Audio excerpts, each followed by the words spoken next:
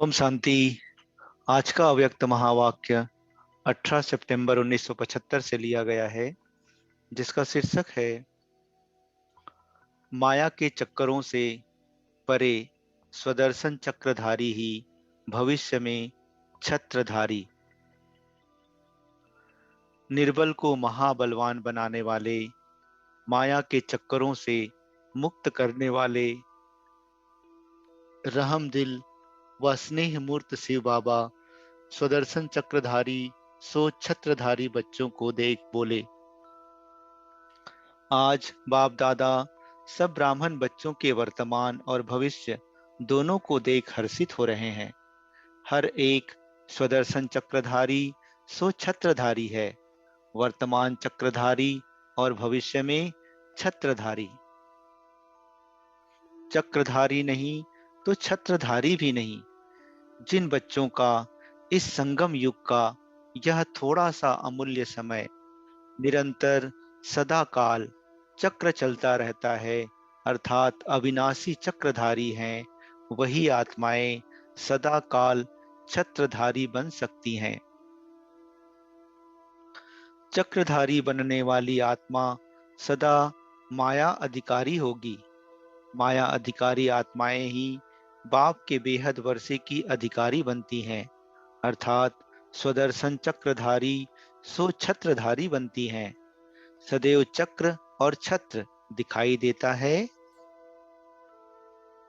चक्रधारी आत्मा की निशानी क्या दिखाई देगी? अपनी निशानी आप सब ने देखी है। चक्रधारी अब भी लाइट के छत्रधारी दिखाई देंगे। चक्र की निशानी लाइट का चक्र दिखाई देगा। ऐसा चक्रधारी सदैव माया के अनेक प्रकार के चक्रों से मुक्त होगा। जैसे अपनी देह की स्मृति के अनेक व्यर्थ संकल्पों के चक्र से, लौकिक और अलौकिक संबंधों के चक्र से, अपने अनेक जन्मों के स्वभाव और संस्कारों के चक्र से और प्रकृति के अनेक प्रकार के आकर्षण के चक्र से वह सदैव मुक्त होगा। सिवाय स्वदर्शन चक्र के वह और कोई चक्र में आ नहीं सकेगा। अन्य आत्माओं को भी बाप से प्राप्त हुई शक्तियों द्वारा अनेक चक्करों से सहज ही छुड़ा देगा। माया के अनेक प्रकार के चक्करों की निशानी क्या होगी?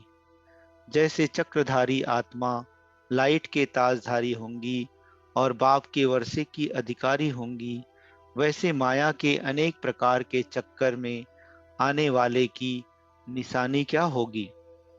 जैसे उनके सिर पर लाइट का ताज है, वैसे उनके सिर पर अनेक प्रकार के विघ्नों का बोझ होगा, ताज नहीं।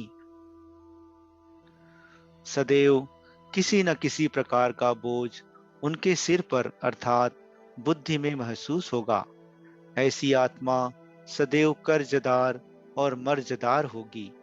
उनके मस्तक पर, मुख पर सदैव क्वेश्चन मार्क होंगे। हर बात में क्यों, क्या और कैसे, यह क्वेश्चंस होंगे। एक सेकंड भी बुद्धि एकाग्र अर्थात फुल स्टॉप में नहीं होगी। फुल स्टॉप की निशानी बिंदी होती है, अर्थात मनसा में भी बिंदु स्वरूप की स्थिति नहीं होगी। वाचा और कर्मणा में भी बीती सो बीती, नथिंग न्यू, जो होता है वह कल्याणकारी है, ऐसा फुल स्टॉप अर्थात बिंदी लगाने नहीं आएगी। क्वेश्चन मार्क की निशानी देखने में भी टेढ़ी आती है। फुल स्टॉप लिखना सहज है, फुल स्टॉप लिखने से क्वेश्चन मार्क लिखना जरा मुश्किल होता है। तो अनेक प्रकार के क्वेश्चन करना, चाहे स्वयं से अथवा दूसरों से या बाप से, यही निशानी है कि यह आत्मा स्वदर्शन चक्रधारी सो छत्रधारी नहीं।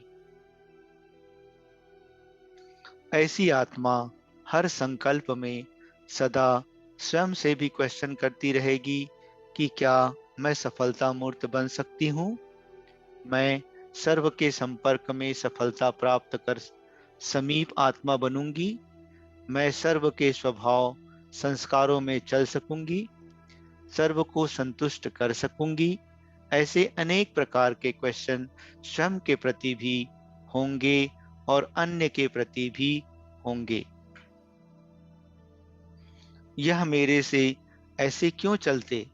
मुझे विशेष सहयोग क्यों नहीं मिलता?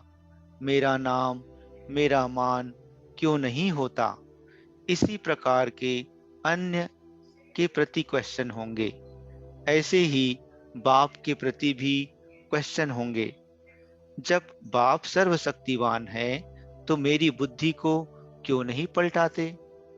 नजर से निहाल करने वाले मेरी तरफ नजर क्यों नहीं रखते? जबकि बाप है तो जैसी भी हूं, कैसी भी हूं, उनकी ही हूं। उनकी जिम्मेवारी है मुझे पार कराना। जब दाता है तो मैं जो चाहती हूं वह क्यों नहीं देता? त्रिकालदर्शी है, मेरे तीनों कालों को जानता है, तो मुझे स्वयं ही अपनी शक्ति से श्रेष्ठ पद क्यों नहीं दिलाता? ऐसी मीठी मीठी शिकायतें बाप के आगे रखते हैं। एक तरफ जन्म जन्म का बोझ, दूसरी तरफ बाप के बच्चे होने के नाते बाप द्वारा प्राप्त हुए सर्व अधिकार का रिटर्न करने का फर्ज पालन ना करने के कारण, अर्थात अपना फर्ज ना पालन करने के कारण फर्ज के बजाय कर्ज बन जाता है। कर्ज का बोझ आत्मा की सर्व कमजोरियों के मर्ज के रूप ले लेता है। ऐसे डबल बोझ वाले स्वदर्शन चक्रधारी कैसे बन सकेंगे? एक तो है चक्रधारी, दूसरे हैं बोझधारी। ऐसे बोझ वाली आत्माएं डबल लाइट धारी कैसे बनेंगी? इसलिए उनकी बार बार एक ही आवाज निकलती है कि अनुभव नहीं होता। सुनते भी रहते, चलते भी रहते, लेकिन प्राप्ति की मंजिल नजर नहीं आती है। बड़ा मुश्किल है। ऐसी आवाज बाप सुने और ऐसे बच्चों को देखे तो बाप क्या करेंगे? मुस्कुराएंगे और क्या करेंगे? फिर भी रहम दिल बाप के संबंध के कारण बार बार हिम्मत और उल्लास दिलाते रहते हैं कि तुम ही बच्चों ने अनेक बार विजय प्राप्त की है। हिम्मत आपकी, मदद बाप की। फिर भी चलते चलो, रुको नहीं। कल्प पहले मुआफिक फिर से विजयी बन जाओ। सिर्फ एक सेकंड भी सच्चे दिल से सर्व संबंधों से याद करो तो उस एक सेकंड में मिलने की अनुभूति व प्राप्ति सारे दिन में बार बार सब तरफ से दूर कर बाप तरफ आकर्षित करती रहेगी।